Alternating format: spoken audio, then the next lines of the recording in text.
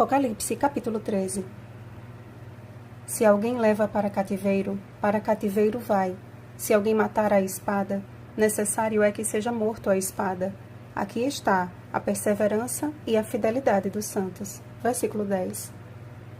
Ontem estudamos sobre o grande conflito que começou no céu e se estendeu para a terra, quando Satanás lançaria sua ira contra a Igreja de Deus. O capítulo 13 apresenta os dois poderes que, aliados ao dragão, irão se unir com o objetivo de dizimar o povo de Deus da terra. Besta ou animal, em profecia, significa reino ou poder. Daniel 7,17. Portanto, a besta que emerge do mar e a besta que emerge da terra são dois poderes diferentes, mas que unidos se tornarão potencialmente perigosos, principalmente no desfecho da história deste mundo.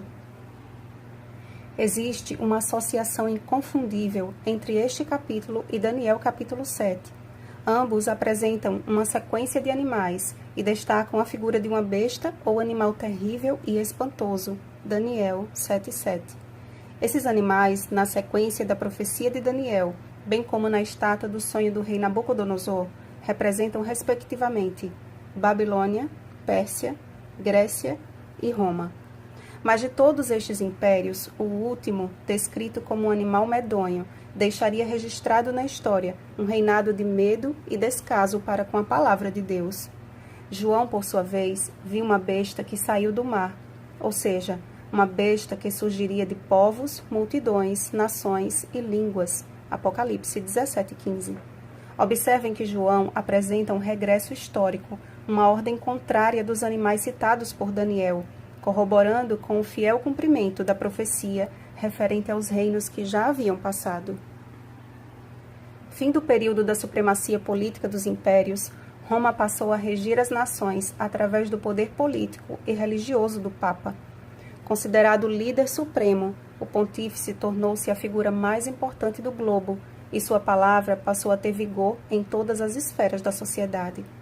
Existem diversas semelhanças entre o chifre pequeno da profecia de Daniel e a besta que emerge do mar.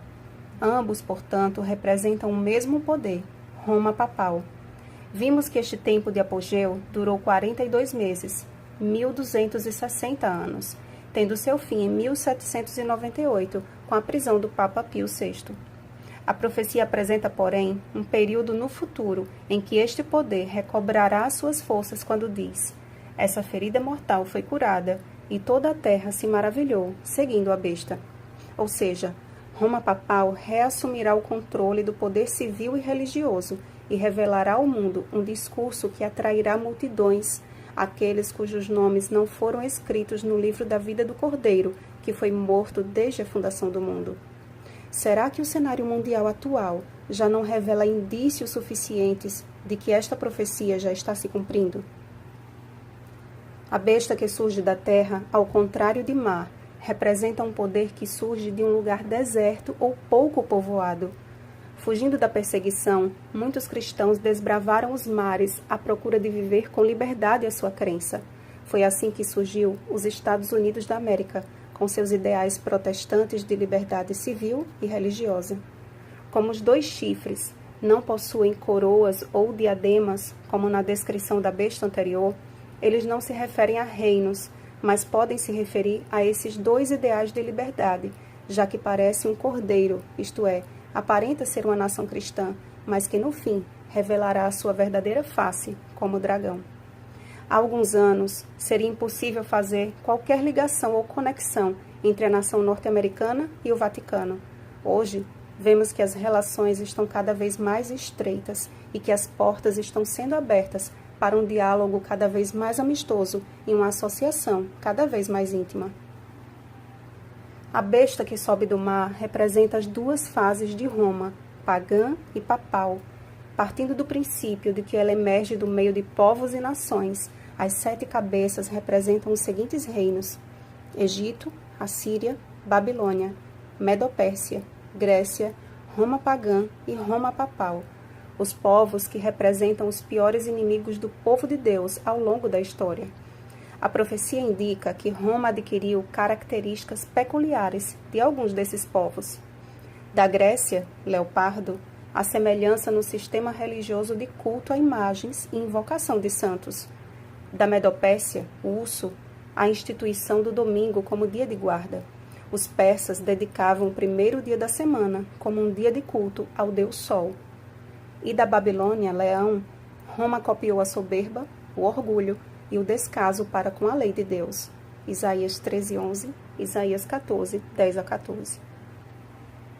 O início da cura da ferida mortal se deu no ano de 1929, quando Benito Mussolini assinou uma concordata concedendo ao papado 44 hectares de terra, que mais tarde se tornaria o menor país do mundo, o Estado do Vaticano.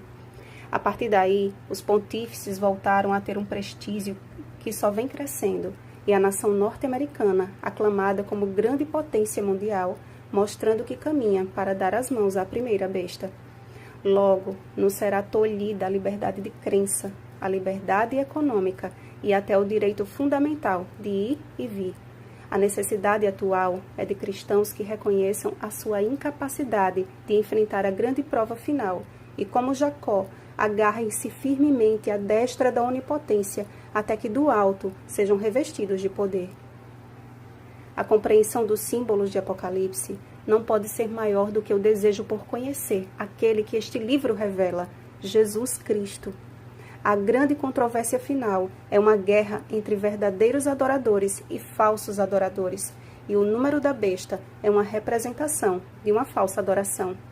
Enquanto o número 7 significa perfeição e aponta para o Criador, o número 6 é considerado o número de homem e, na antiga Babilônia, era usado para definir a hierarquia das divindades pagãs. Número 6, Deus menor. Número 60, Deus maior. Número 600, todos os deuses. Portanto, o número da besta não aponta simplesmente para um indivíduo, mas para um sistema de falsa adoração. Lembrem-se, amados, bem-aventurados aqueles que leem e aqueles que ouvem as palavras da profecia e guardam as coisas nela escritas, pois o tempo está próximo. Apocalipse 1:3. Bom dia, verdadeiros adoradores. Rosana Garcia Barros.